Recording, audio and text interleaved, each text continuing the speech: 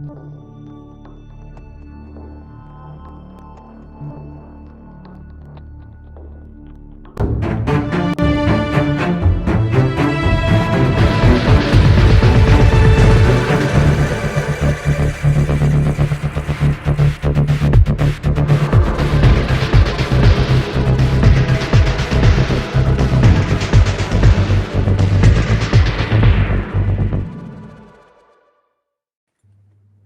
afternoon, Debbie. It's Cam 3 News. Are you all Good right? afternoon, Ant. Good afternoon, everybody. It's warm, isn't it? It's lovely and warm. It's been beautiful Summer. weather. Beautiful. I actually went to the beach on Monday for a couple of hours with me and Lou. We actually, it's first time in a long time that I've managed to do that. I had a day off, first day off in a couple of weeks, and thought we'll go to the beach. And nice. Well, I saw the headlines and they're saying, oh, it's going to get so hot. We're all so scared. They're going to close the schools. And I went, yes, let the kids get out on the beach. Let them get out in the park. Let them enjoy the sunshine. Although we would never have done that back in 1976, just saying. Very interesting you mentioned that, though, before we move on to the big stories. But you mentioned the closing the schools. So that's prep for kind of climate lockdowns, is it not? And they get the kids having some time off because of climate changes. Yeah, do you think they'll be because of the climate changes, because of course the schools haven't got air conditioning? I've seen people on X going, oh, it's so hot, I don't know what to do. And cheekily, I put a reply up to somebody and went, oh, don't worry, the NHS and the UK HSA will soon inform you to keep you safe. But actually, on a serious note, I just think it's all very well for the NHS and the UK HSA to put out all of these messages for us to stay in the shade, and it's going to be this and that, and red alert, amber alert, risk to life, and all this absolute bullshit. Just make sure your patients in hospital get a drink, right? All the elderly, the vulnerable, patients that can't reach. Yeah, thank you, Ant, for putting that up. Don't die of thirst in the NHS, because every year hundreds of patients die because they cannot reach for their water. Either they are confused, and the thing is, elderly patients are automatically dehydrated. As you get older, you lose the thirst, if you like. So you start off on a negative where you're dehydrated. I'm probably dehydrated now, but when you're in hospital and you haven't got access, or maybe a stroke patient, confused, post-surgery, they can't get access. And I've been to hospitals many times and seen bed trolleys at the end of the bed with a water jug, which is when was it refilled? When was it refreshed? So before the NHS and the UK HSA warn everybody else, I suggest you look after your patients, because I'm hearing from more and more relatives that are saying that their loved ones are not getting a drink. Shocking. Yeah. No surprise, though, is it? But aside that, get out and enjoy it. Vitamin C, free vitamin C. Yay. Yeah, absolutely. The weather's beautiful. Yeah, not enough nutrition. Exactly I don't know if you know Richie Allen, Debbie, or not, but I follow Richie, and I listen to his radio show. I think he's brilliant, Richie, and he put out a fantastic video this morning while he was having a run around Salford Quays, where he lives, and he was talking about the climate change agenda and the potential climate lockdowns that he kind of talked about back in 2020. And it's a really good video if anyone gets a chance. I don't know if he's put it on his X account or not, his Twitter account, but it's on his Facebook, and it's a few minutes. It's worth watching, and he goes into detail of the hoax itself and the fact that they are going to normalise, like you say, kids not going in schools, transport. They're restricting transport, so railways are not on full throttle because of the heat. And it's part of the ongoing agenda. Yeah, it really is. Climate lockdowns, soft lockdowns, they're going to be. So it's not going to be like you're ordered in. Like fuel lockdowns, if we've got shortages of fuel, you can't put fuel in your car, so you can't travel. So that's a lockdown, effectively, right? Lock up. Sorry. Yeah. DJ Maxon's just said it's on X. It's worth a watch. He's brilliant, Richie. Love Richie. So big up Richie Allen. We've had a sad week this week, though, Debbie. There's been an announcement. Let's play him. And when I leave the biggest job in the country, I shall spend more time on the most important job. being the best husband I can to my fantastic wife, Vic, who has been a rock by my side through good times and bad, and being the best dad I can to my beautiful children, who are my pride and my joy. Thank you very much. You upset, Debbie? Not crocodile tears. What about all those victims of the rape gangs? What about all the people that he's harmed? What about all the people that he's ignored? What about the public that he was meant to be serving? What about the British citizens that he's meant to be protecting? Crocodile tears, crocodile tears. And also I noticed, it's all very well, Keir, be a great dad. Oh, and I remember, wasn't it your son? Your son, you were worried about your son. You didn't want him in the public eye, although he was photographed watching you leave Downing Street. So he's all right in the public eye then. But wasn't it your son who you wanted to keep secret, and you needed a flat for him to study his GCSEs, a flat that was donated by Lord Ali, wasn't that? So, I mean, a lot of people are calling for prosecution of Keir Starmer. But what I noticed was, while he's so busy being a good dad, and while he's so busy being a good wife to Vic, Vic, who left Downing Street and wasn't by his side during a lot of the dramas, I should imagine, that went on at 10 Downing Street. I'm thinking, well, what about his constituents? Because technically he's still a member of Parliament.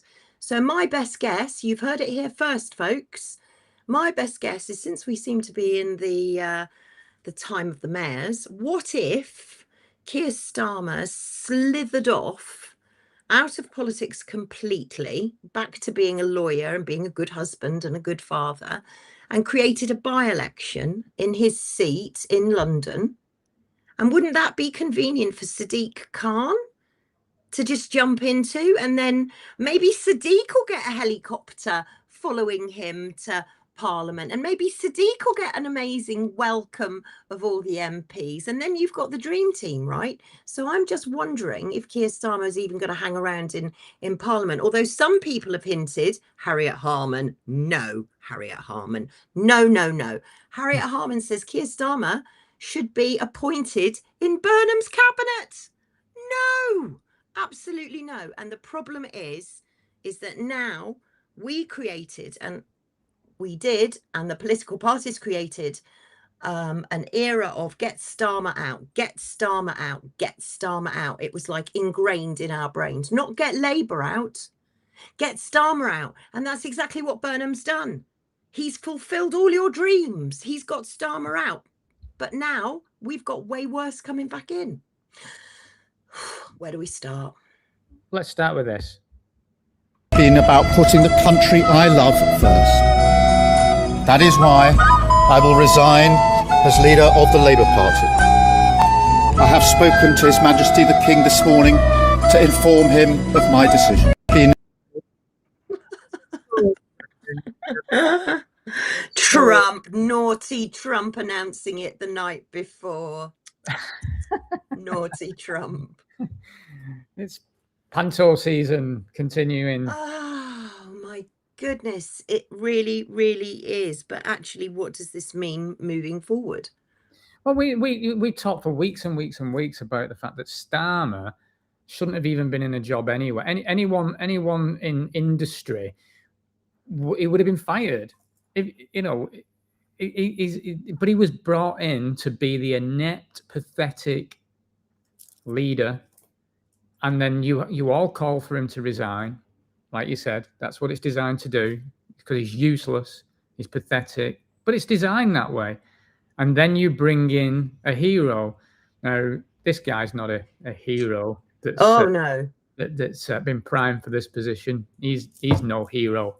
They even look alike. He's the king of the north. Side by side, the glasses, the dark hair.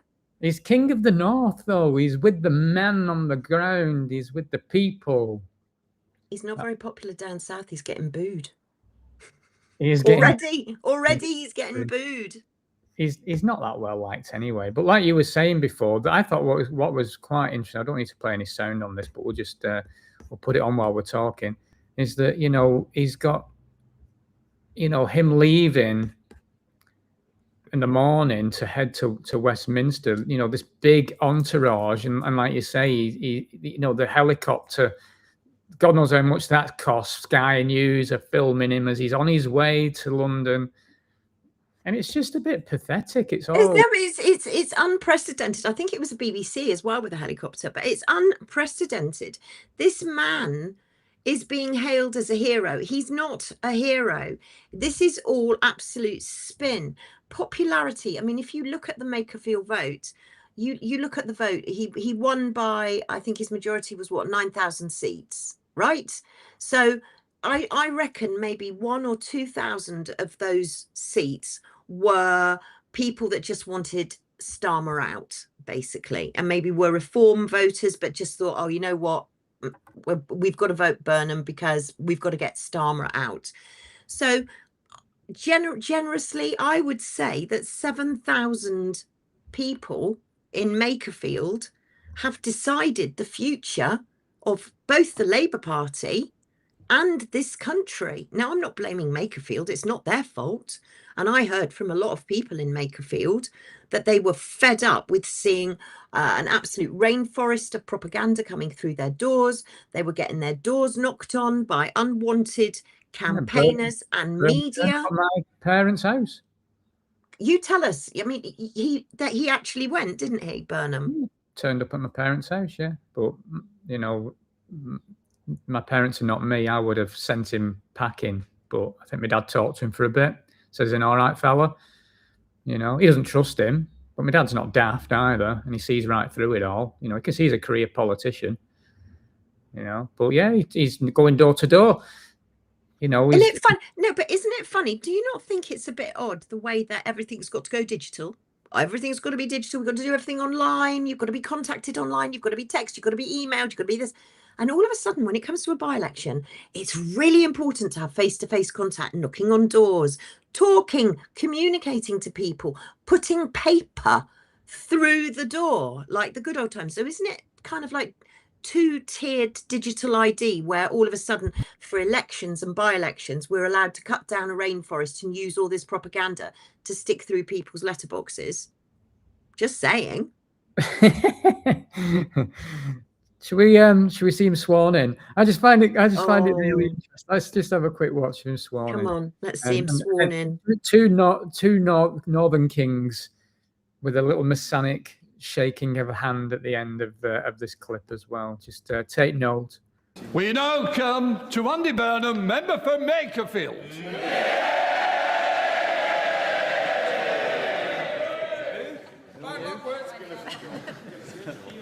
Rome is saved.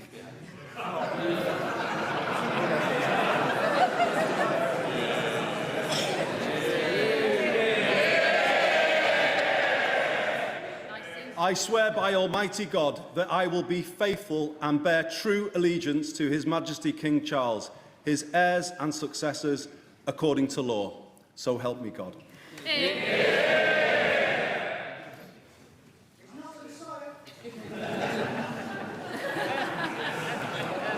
Naughty boys. Naughty boy.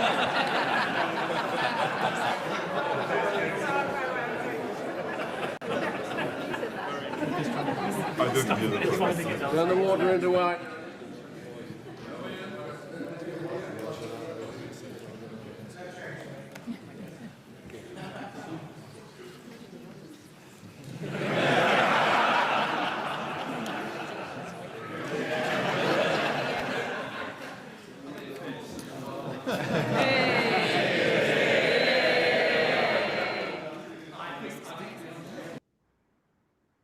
Is he the Messiah then, Debbie?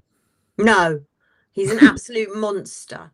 And like I said before, I've spent more time with Andy Burnham than the majority of the MPs who have never even met him. And I warned, when was it? I warned ages ago that Andy Burnham, he walks the walk, but he doesn't, and he talks the talk, but he doesn't deliver anything, nothing. He breaks all promises. It's tokenistic. You can talk to him and he'll smile and he'll look in the right, but actually he's going to be way worse than Keir Starmer. I mean, seriously, way worse. We're going to pray we had Keir Starmer back eventually. And that's how he got in. You know, get Starmer out. So he's done it. He got Starmer out. But already he's appointing his special advisors like he's some bloody prime minister already, which apparently, oh, I get breathless by this. Apparently he's going to be crowned on July the 9th. Whoop, whoop. I don't think so. He's going to be crowned on July the 9th. Well, I guarantee that he's going to have to call some form of general election. The man has no clue what he's doing. He hasn't got a mandate to rule this country. I'd like to ask all the Labour supporters, are you happy that, did you vote him in as Prime Minister? Did you? No, you didn't. This is absolutely, well, it's carnage. It's panto. But did you know in 2016, he tweeted, I have never taken part in a coup against any leader of the Labour Party, and I am not going to start now. He also tweeted something not terribly complimentary about Trump as well. He did. So I'm not quite sure he's going to handle that. Yeah, it's all like I say, it's just panto. But he's what he has got is charisma. PR. He has no charisma. It's not charisma, it's PR. He's not a daft man. Yeah, he's not daft. He's an intelligent guy. And he's no, I don't think I'd go that far. He's gonna have he's bought. Of course he's bought. But he's also so controlled. He hasn't really, you know, some of these politicians, I have to say to you, as when I was a government advisor, I met quite a few of them, and they don't actually have an awfully high IQ. Some of them haven't got a clue what they're talking about. They honestly haven't. So I wouldn't give him too much credit, because he's just the mouthpiece for the plan, and because people think he looks sort of attractive. I'm saying that very loosely, but he hasn't got the Keir Starmer kind of, you know, cold expression. He's more charismatic, is what they say. He's not. He's a wolf in sheep's clothing, quite literally. He's a Fabian. And what is their logo? Wolves in sheep's clothing. In plain sight, folks. Does he answer to his wife though? Oh, Frankie from Belgium, who he met at university in Cambridge. Okay, so let's talk about Frankie then. What's Frankie involved in? Oh, Frankie's involved in an awful lot. B Sky B, she's been involved in. I mean, and this company Heavenly, she was CEO of the London-based firm Heavenly, which were a logo designer, would you believe, for HSBC, England Rugby, and the BBC. Well, that's very interesting. And of course, at the moment, she's on the board for public EV charging networks for Octopus, the chief marketing and customer of the Octopus energy generation. I mean, this whole thing stinks. What else did I have written about her? I wrote some notes about Frankie. Well, there's no into the sort of conflict of interest here regarding Andy Burnham was seriously trying to push the net zero thing in 2020. You know, he was trying to create the congestion charge there, and it got poo-pooed. And 15-minute cities. And I mean, sadly, we're not sure if Sandi's going to make it today because she's got computer issues.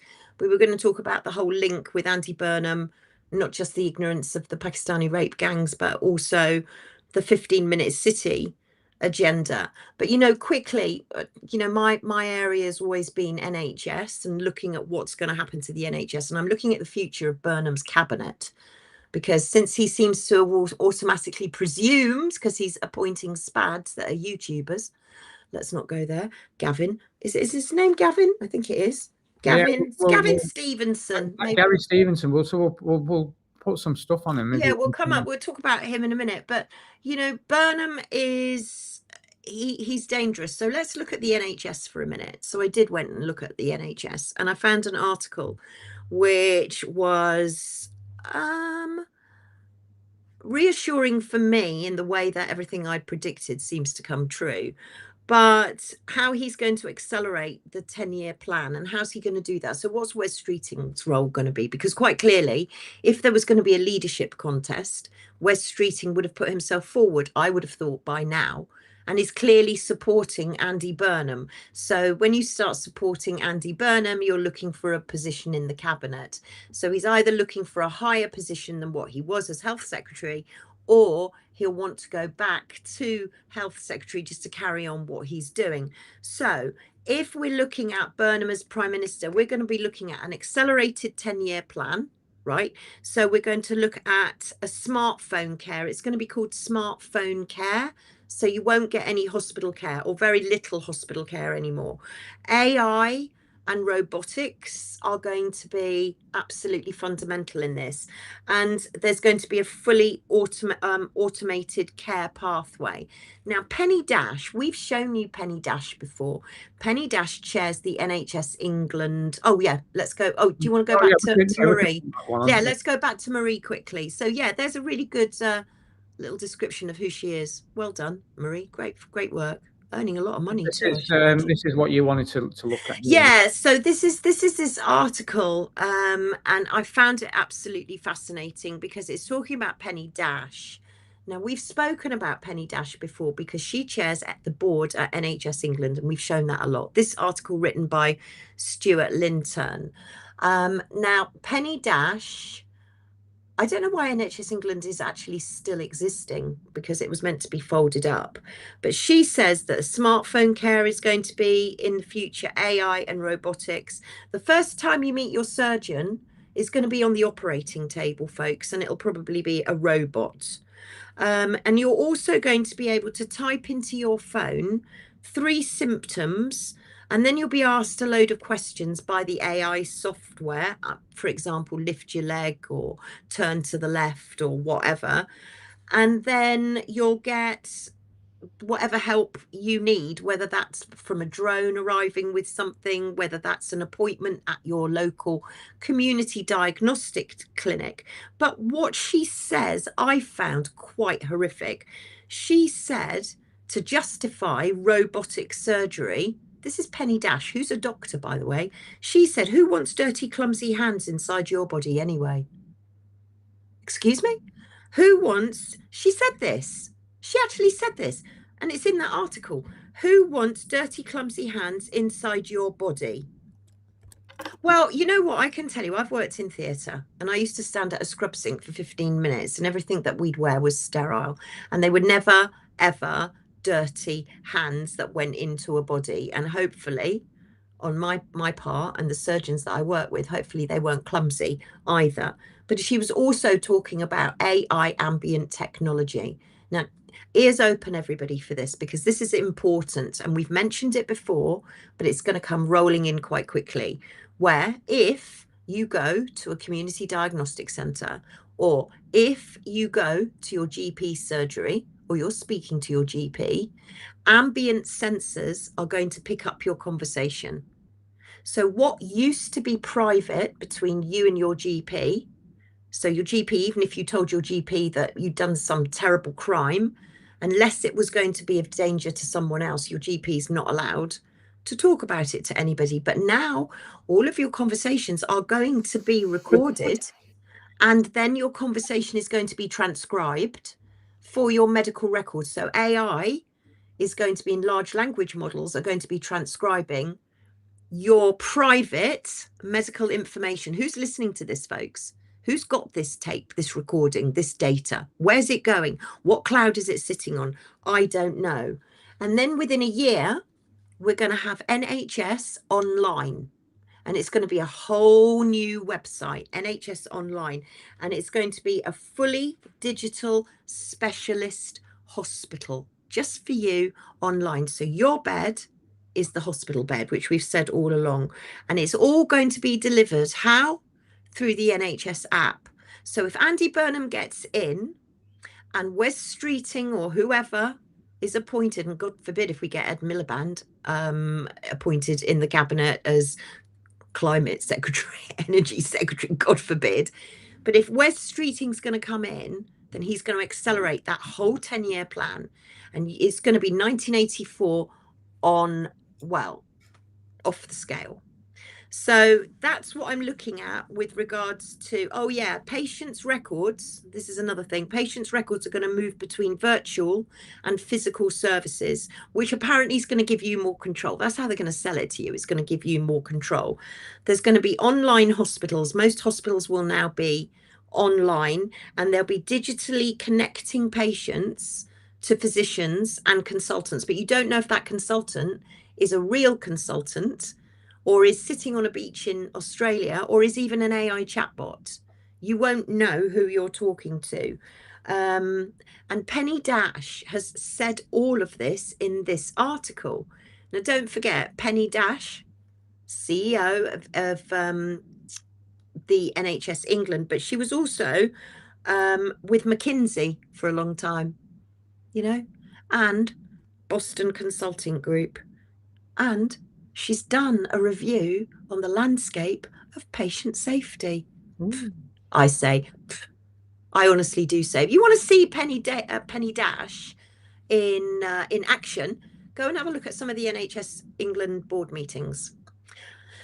It's not good for the NHS with Andy Burnham coming in. You're going to see an awful lot of changes very, very quickly. End of rant. By design. So the sustainability goals of the Agenda 2030, it all ties into everything there.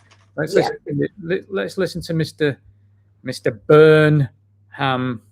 It's in the clues in the name. Burnham down on net zero. If we really embrace the drive to net zero, that is the route to level up the country. It's a chance to re-industrialise the north of England. And I think we've got to get our heads into that space now.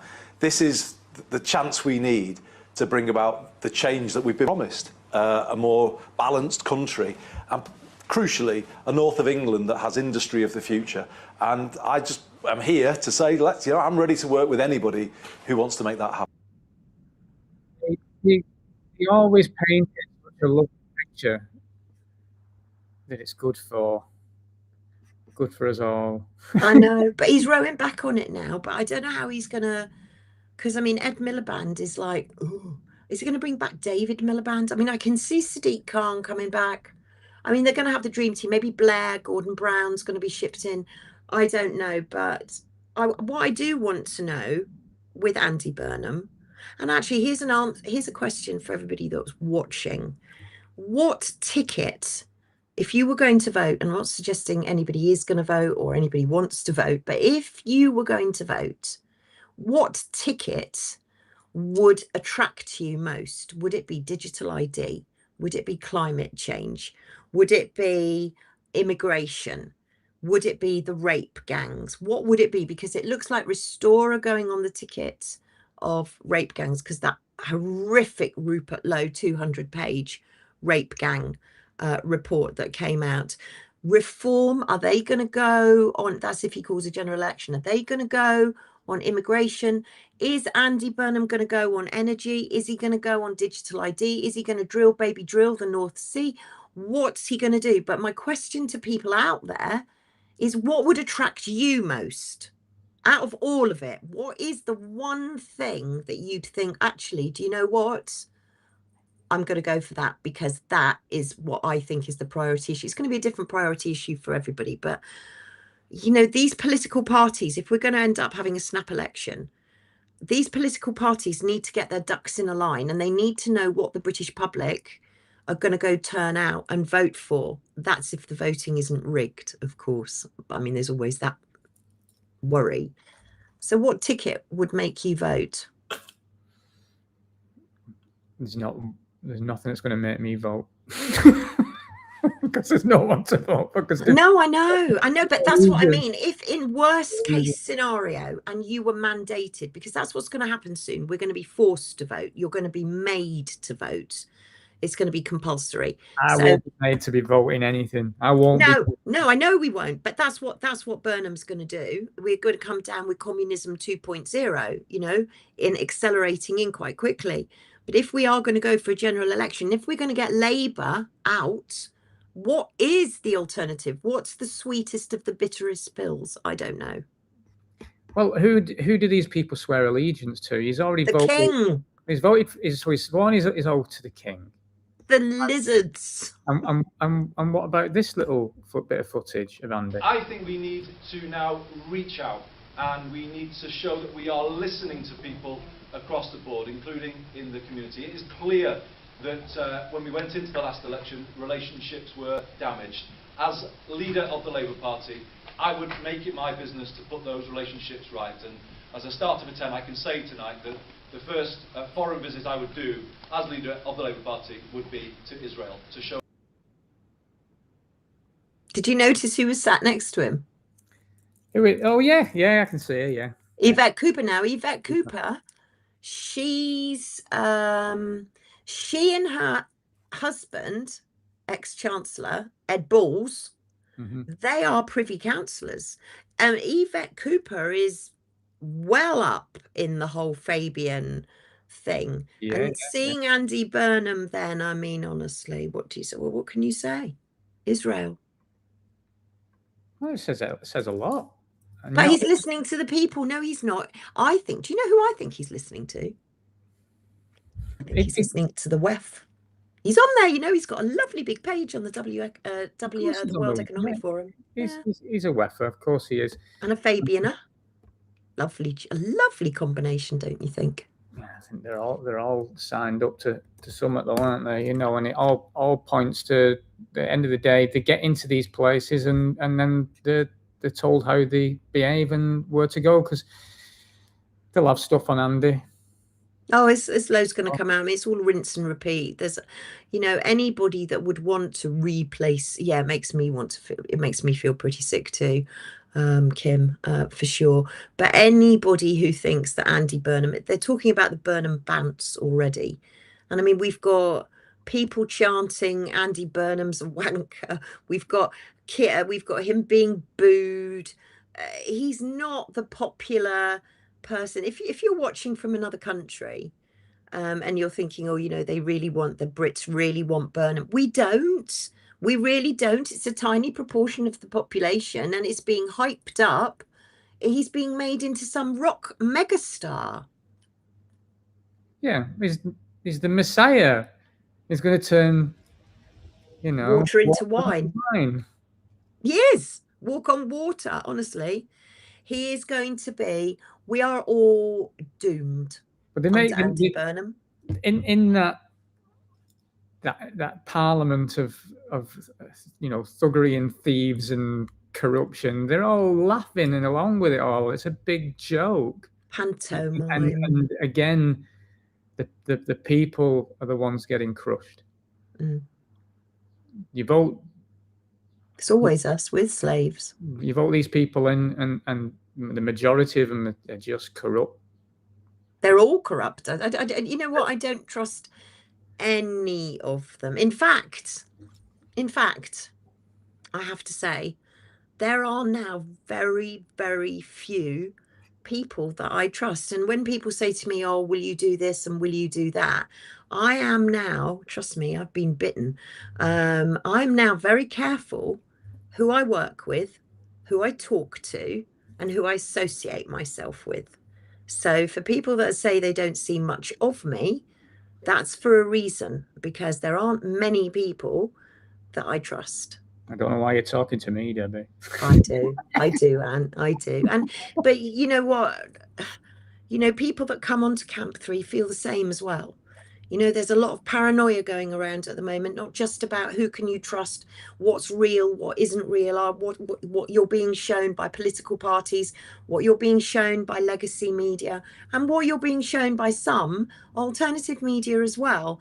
And people have now become so worried and so mistrustful, they don't know what's going on. So it's a wild west out there, and it's been created, of course, by the World Economic Forum predicted it, polycrisis. And now we're getting this information cascade of news, but we don't know who to trust.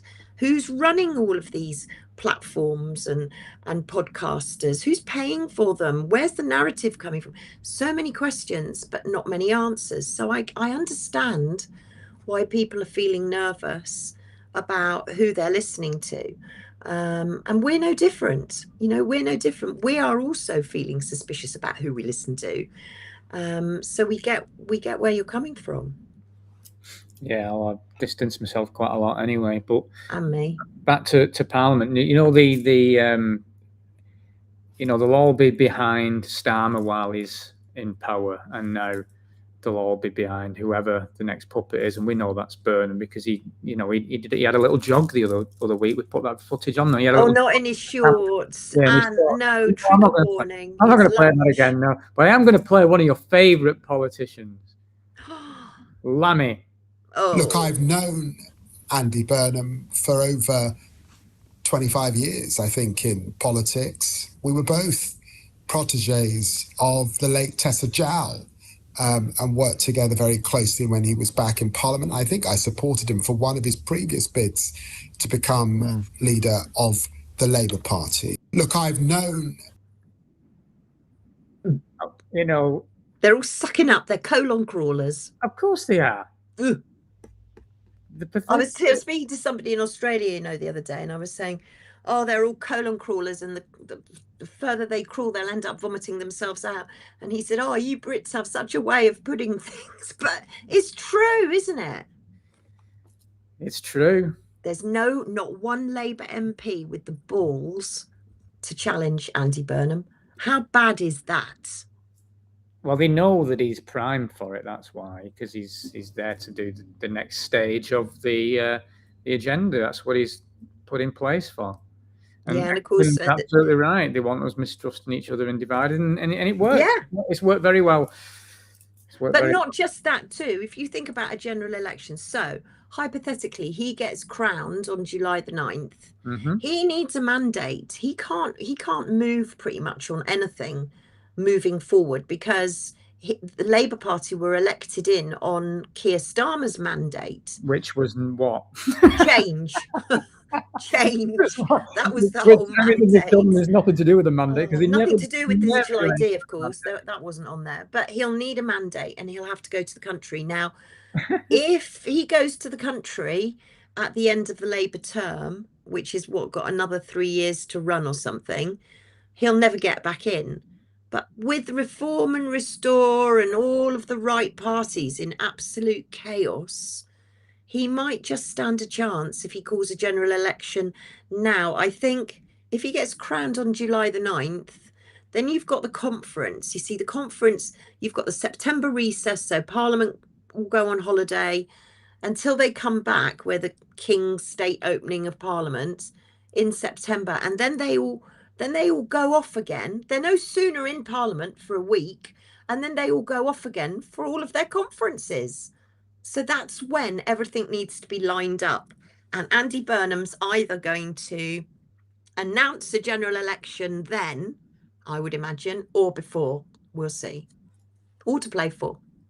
So he's obviously primed into this position. He's going to be already looking at shuffling his pack. And you mentioned this guy's name earlier on. I'd never heard of him until you sent me some information on him earlier on. And this is a guy called Gary Stevenson, who we think... Gavin, isn't it? Gavin? I think it's... bear with me. It is Gary Stevenson. He's a YouTuber. Yeah. He is. He's a YouTuber, but his history is the London School of Economics. I think he went to Cambridge. He was a bit of a naughty boy at school. I think he had a bit of a drug issue and he got booted out of school. But the Labour Party suddenly came out quite a while ago. I mean, you can see there he contributes to BBC, LBC, Piers Morgan, say no more. Mm-hmm. But the Labour Party came out a while ago and they wanted this Labour something together party, I think, or group, where they encourage YouTubers and social media influencers to be part of the Labour Party in an official capacity. So these are these special advisors. There we go. Labour group tells MPs they must be on YouTube and TikTok. So, they're very, and he's one of them. This Stevenson bloke was one of them that was approached. The Labour Growth Group, that's what it's called. So it's working with MPs who will be working with podcasters and influencers, in inverted commas, trusted messengers. And this guy was one of these YouTubers. Now, I'm sorry, but it's all very well, Andy. Andy, love, if you're listening, I get you're excited And I get lots and lots of things has been happening, and Frankie's probably redecorating 10 Downing Street as we speak. But you're not Prime Minister yet. Not yet. Now, I'm not saying you're not going to be, but take a back seat, mate. Stop announcing all of these things that you're going to do when you're Prime Minister, because not one of us voted you in, Andy. And I've met you, Andy, and I know that you break promises. So I don't hold much hope for the future of the United Kingdom under you as the premiership of Andy Burnham. I don't. I'm really concerned. I think Makerfield by-election was probably one of the most important of certainly my lifetime. It's interesting. Interesting times. Here we go. It's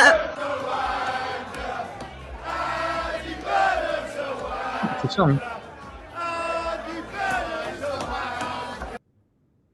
Didn't take long, did it? It didn't take long. And it's going to get worse. It's going to get worse. So brace up, everybody. Grab your popcorn. And, you know, remember, too, that while the newspapers are full of Andy Burnham and they're full of whether there's going to be a leadership, a coronation, what he's going to do, who's going to work with him, who said what to who. Just remember, underneath all of that, it's distraction tactics, and the real stuff that we need to be keeping an eye on, like the NHS and HMRC and DWP, digital ID, all of these things we need to be keeping an eye on, because a few weeks ago it was hantavirus, then it was Ebola.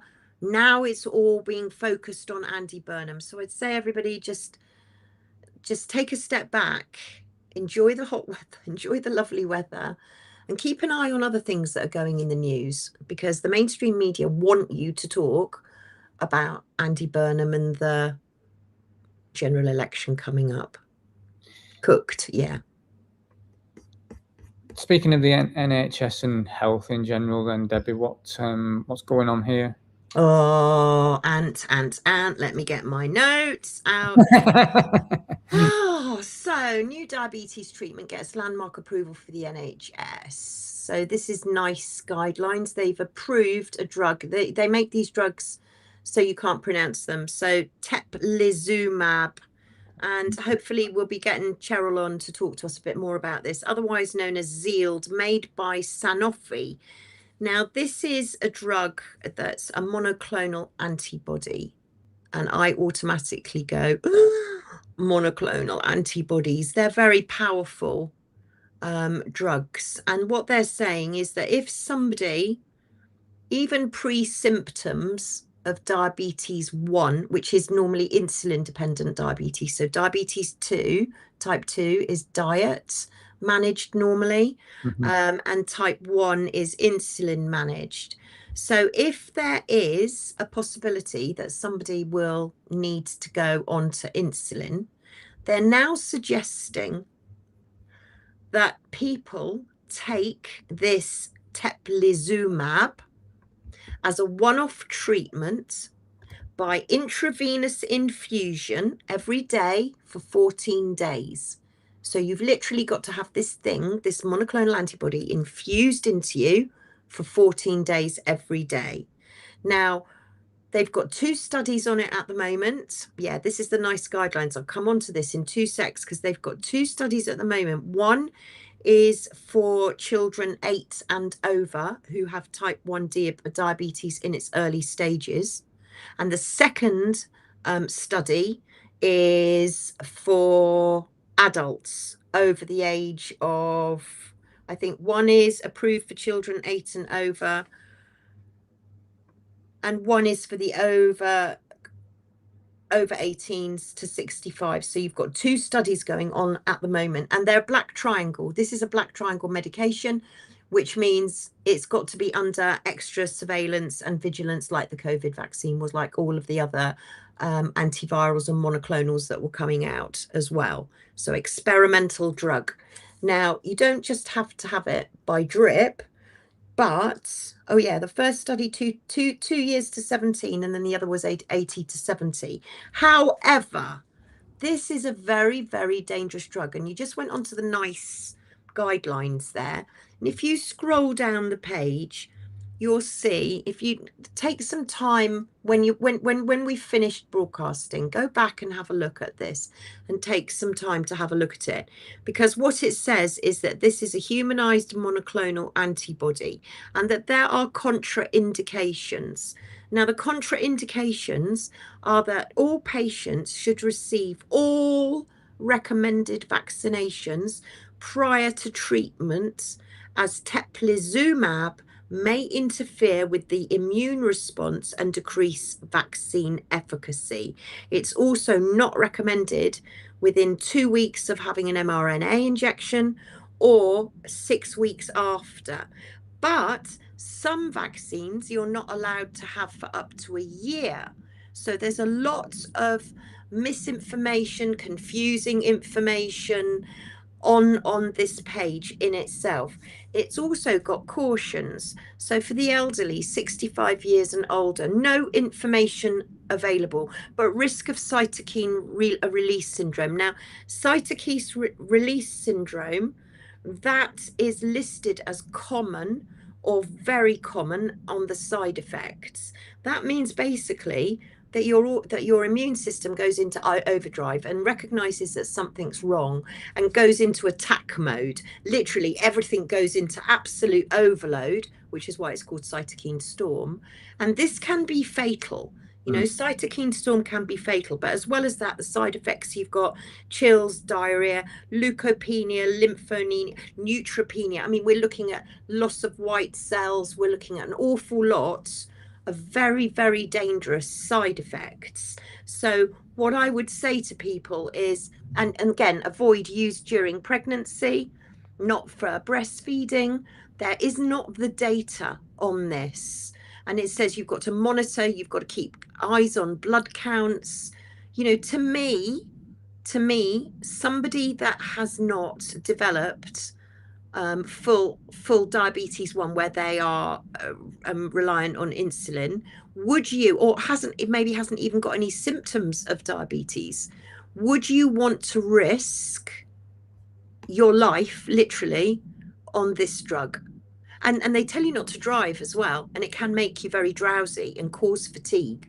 So these monoclonal antibodies, which I've been barking on about forever, seemingly, and antivirals. So antivirals end in VIR. So remdesivir, for example, VIR.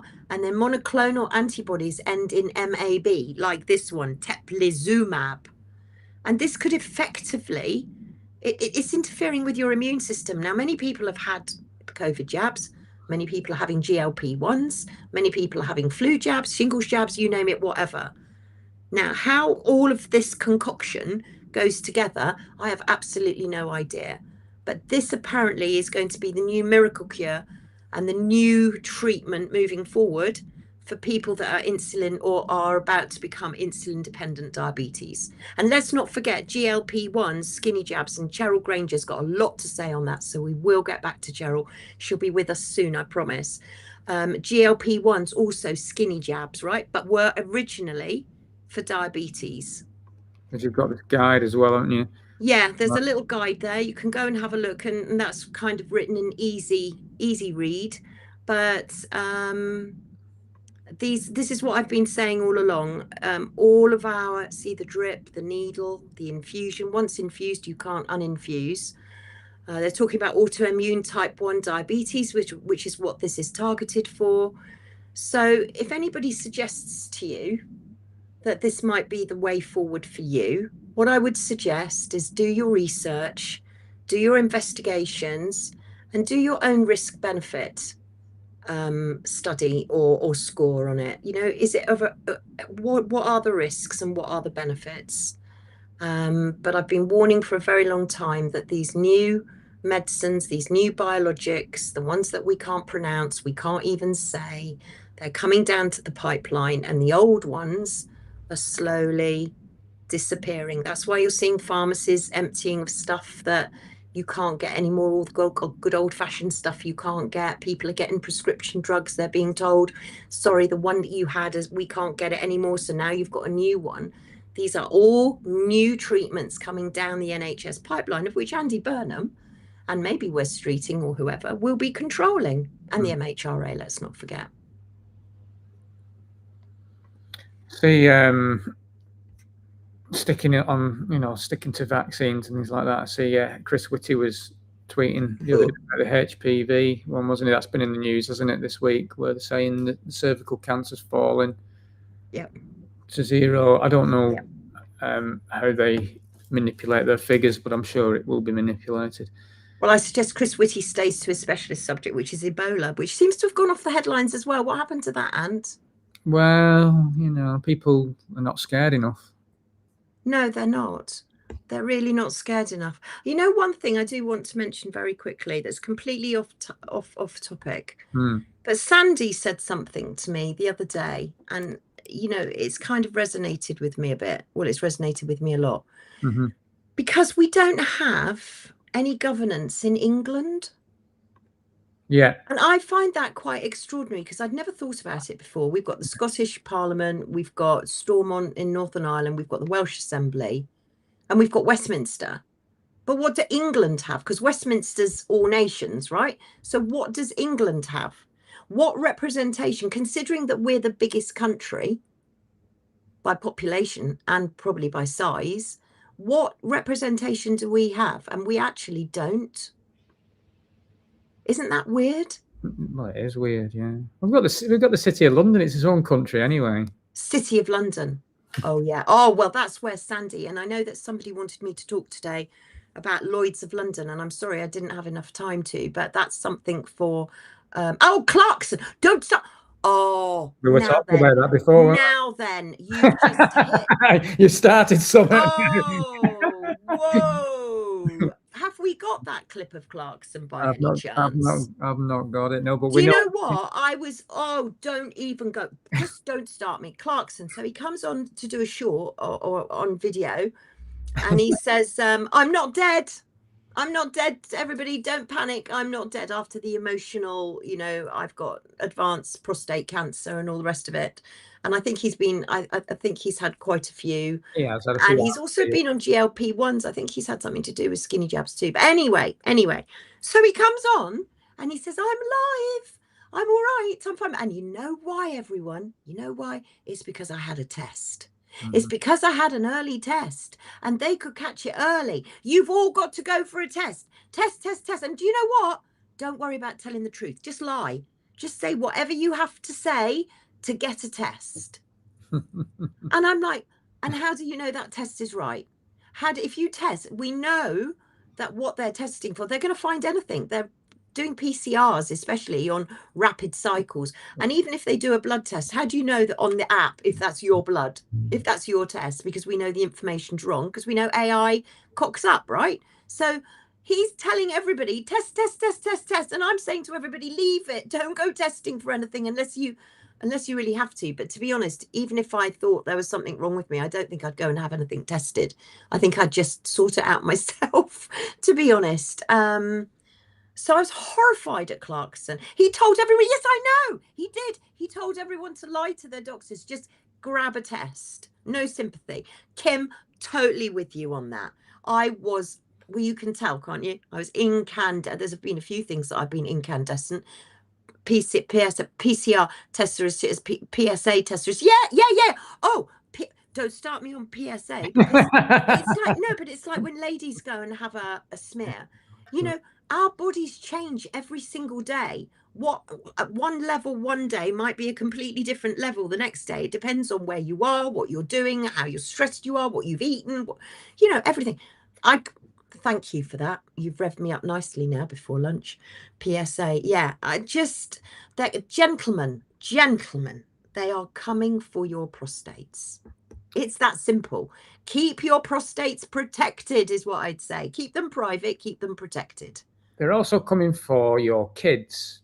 And your house. For 15-year-olds will soon not be allowed to have a social media account. But, Debbie, they can have a... Madam Deputy Speaker, a parent cannot consent to their child engaging in sexual activity, and soon they won't be able to consent to their child having a social media account. So why does the Secretary of State think that a parent should consent to drugs being administered to their child, to suppress their puberty and alter their sexual development? Yeah. Health Secretary. Well, Madam Deputy Speaker, we're following clinical advice. We are making sure that there is a triple lock on the consent for children and young people to be involved in this trial, involving the consent or assent of the young person themselves, the consent of parents or guardians, the NHS care team, the national multidisciplinary team that I mentioned earlier. That is how this trial ensures that there is a high bar for being involved in this trial, and that all aspects of a young person's life are considered. They're considering. Which is the report that's coming out? I'm just looking for it now. The CAS report. So I'm going to, bearing in mind that announcement there, I'm going to see if I can reach out to Dr. Christian Buckland, because he's been doing an awful lot of work on puberty blockers, this whole gender ideology, and been working, I believe, with people that are fairly close to the CAS report. And I think there's maybe amendments coming up to the CAS report, but I'll ask Dr. Christian Buckland. But what can you say? It's disgusting. Really, it's disgusting. It's appalling. It gets to the point. It gets to the point where you're speechless, quite honestly, because you think, well, that's shocked me. And can anything else shock you? And one by one, things do shock you. Which, by the way, if anybody wants to look at, I don't know if anybody's aware of it. What's it called? Years and Years. It was a BBC 6-part series, and it was at the age of 11. Don't have to Gillick composite. Exactly, Gillick, the whole Gillick thing. Thank you for that. But anyway, if you've got a minute, go and have a look. Go and have a look at a couple of the trailers on YouTube. But there's a series called Years and Years by the BBC, if you haven't already seen it. And it's talking about times between 2019 and 2030, I think it is, or 32. And everything that we're seeing right now is on that show. So Years and Years. Thank you very much to Michael Ginsberg, who pointed it to me. But go and have a look at it, because it's almost like everything that we're experiencing right now, they predicted back then, predictive programming. In fact, I don't know if you've got that clip of does anybody old enough remembers Valerie Barlow in Coronation When they replace Street? all the women on the till with those automated checkouts. No, that's not our fault. I hate those things. I always have. They drive me mad. Yes, but you didn't do anything, did you? 20 years ago, when they first popped up, did you walk out? Did you write letters of complaint? Did you shop elsewhere? No. You huffed and you puffed and you put up with it. And now all those women are gone. And we let it happen. No, but we're still... And I think we do like them, those checkouts. We want them. Because it means we can stroll through, pick up our shopping, and we don't have to look that woman in the eye. The woman who's paid less than us. She's gone. We got rid of her. Sacked. Well done. So yes, it's our fault. This is the world we built. Congratulations. Cheers, all. Yeah, powerful stuff, but it's right. But, that's years and years, and that's just one little clip. There's a politician called Vivian Rook. You need to go and watch, just have a look at a few of the trailers, because it really is quite extraordinary how that is playing out in real life. And as hard as that is, yeah, I'm afraid we've done this to ourselves, and we are going to continue doing it to ourselves. We're going to continue walking into the digital ID trap, as Fiona was talking about last week. For whatever, we're just going to walk voluntarily into it. We're going to say, yes, we'll have this, and this will be convenient and this will be good. No, don't have any of it. We're walking into what we've walked into, a trap. Another one. We're out of time, sweet, but we went quick, as it always does. Quite a few things I was going to add. Things like Johnson's been in the news this week saying no, Brexit was great because it allowed us to stab a lot of people in the arms during 2021.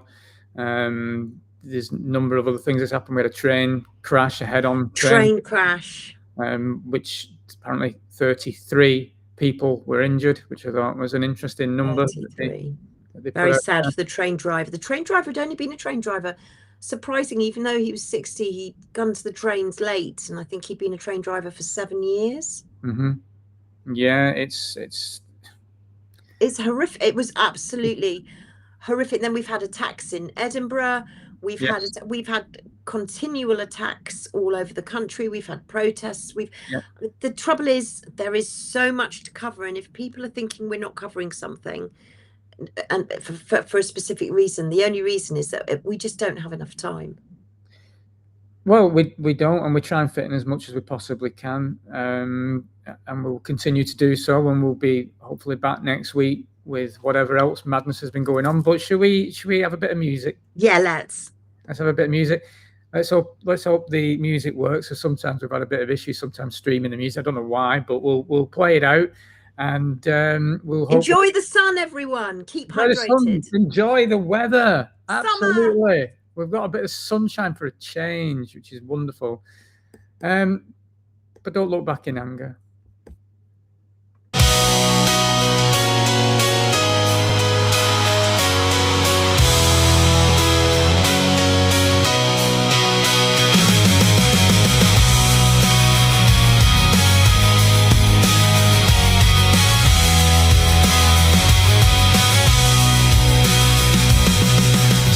Inside the UK or Ireland, don't you know you won't find a better place to stay? You said that you'd never been, but now that you're in, you'll never go away. Suppress a revolution from my bed, 'cause you tweeted that you disagree with what I said. Step outside the ethnicides in bloom.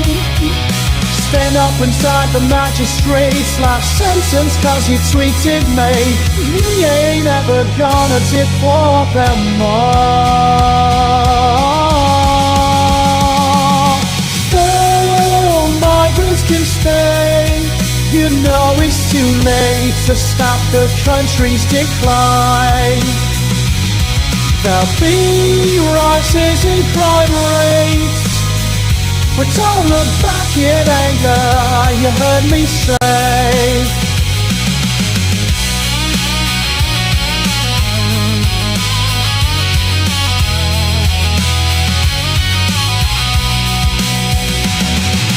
Take me to the place where they go, where everyone knows they're allowed to stay. We'll put your kids' life in the hands of a migrant grooming gang and let them get away. Suppress a revolution from my bed, 'cause you tweeted that you disagree with what I said. Step outside the ethnicides in bloom.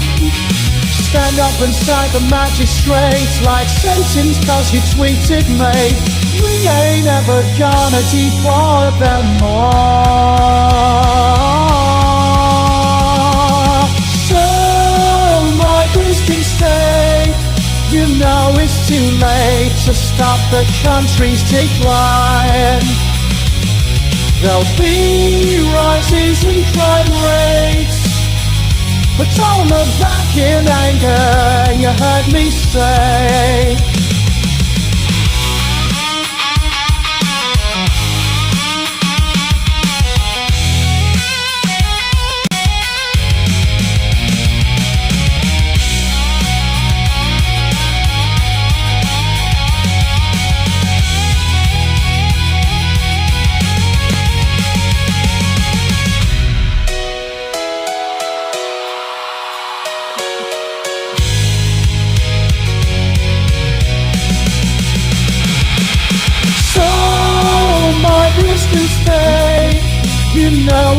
too late to stop the country's decline. There'll be rises in crime rates, but don't look back in anger, you heard me say. So migrants did stay, you know it's too late to stop the country's decline. There'll be rises in crime rates, but don't look back in anger, don't look back in anger, you heard me say. Don't think you have, mate.